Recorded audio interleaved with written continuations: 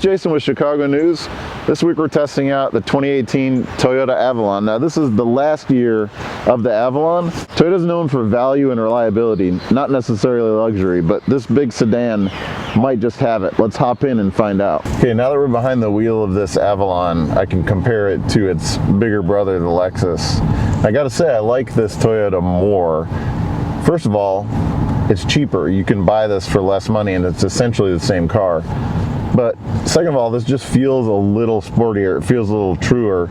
Even though it's the same generation, the same age and everything, the interior looks better. I just like it better. You know, we often make the joke whenever we hop in the Toyota that it's basically a form of a Camry. It's hard to get around that comparison because the Camry sells so much. It's such a popular car. This actually does feel different though, considering that we've driven already the new Camry. Now, this is actually the last year for this particular Avalon. Next year they're gonna have a new model out. So judging what they did from the Camry, I'm excited to see the new one, but this one still holds up, and I bet you can even get a better deal, it being the last year. It's quite a lot of technology packed into this Avalon. You've got lane assist. It's not the best system out there, but it definitely has corrected our lane a couple of times. You've got emergency braking, forward alert, you've got blind spot monitors, all of the safety features that you might expect. Missing a little bit of technology in the infotainment system. There's a nice JBL stereo system, but it's missing Apple CarPlay and Android Auto, which we're kind of getting used to using. We really do like those systems, so it's conspicuously absent here, and the screen is kind of small. In fact, this whole center stack has a bunch of these oddball touch buttons and touch sliders.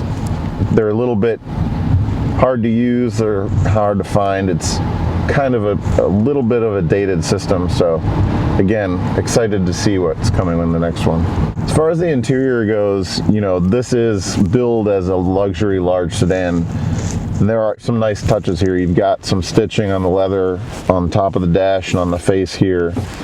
But overall, you know, and again, I sound like a broken record with this, and I get that I do, but this door panel, you put your knee on it, you can bend the door panel almost an inch back and forth. That's how flimsy it feels. You know, even though this car is a good value, it's still over $40,000 for our test car here. You do want to feel a little bit more quality. Same goes for when you're shutting the door, especially in like a quiet parking garage.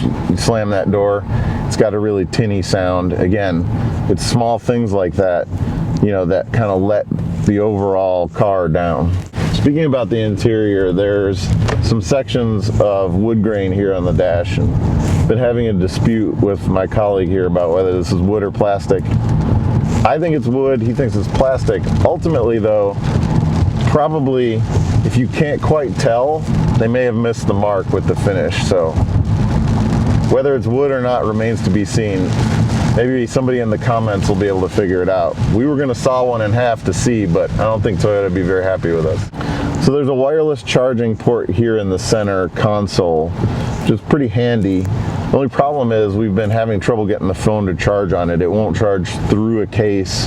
You kind of have to get it lined up just right. Again, features like this are great, but they need to work. Some of the others we've tried will charge. You just slap your phone on there with a case, any angle, doesn't matter, it charges. This one seems really finicky. It's definitely been hard to get it to actually charge, so a bit of a disappointment there. When you flip this up, you actually get a nice pocket down here. There's actually usable space.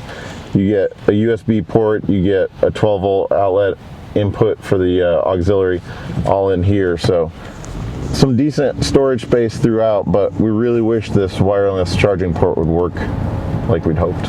When we tested the Lexus version of this car, we got the warm weather version that didn't have heated seats. Now, ultimately, you probably still would want them. We've got heated and cooled seats in this version here.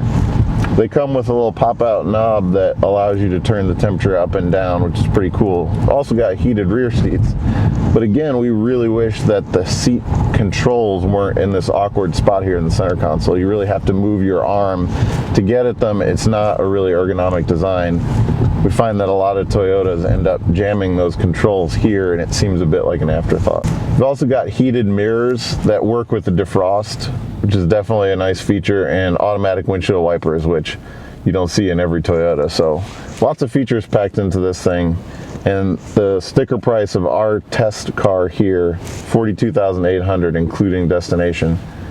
That's quite a value for this big of a sedan with this many features and with a decent engine. You know, nowhere is that space of a large sedan more evident in the back seat. You can see over my shoulder even how much room there is back there. Tons of leg room, shoulder room, headroom. You know, 4 good-sized adults can ride really comfortably in here. You can squeeze in a 5th when you want to. The middle armrest folds up, but with the armrest down, you get 4 really comfortable occupants in here. 258 horsepower out of this 3.5 liter V6. When you put your foot down, there's a noticeable lag from the transmission, but this actually feels quite quick. It feels a little bit better in some ways than the Lexus, which is odd because it is the same car. I don't know if it's just the time that's passed between testing them or if they've changed the calibration for this one, but it definitely feels like there's less lag in the gearbox. Even though this car accelerates well, I'm kind of feeling it's a little short on braking capability. It needs a high pedal effort, and even with that, it doesn't feel like it's really scrubbing off a lot of speed. Again, this is a big, heavy car, but it feels like it could use bigger brakes. Overall, we really actually like this Avalon sedan, and if we like this one, we're guessing we're really going to love the next one. You know, this grille is actually on the smaller side for a Toyota. The next one's probably going to get bigger, but for $42,000, you can't get much more luxury or certainly this much space.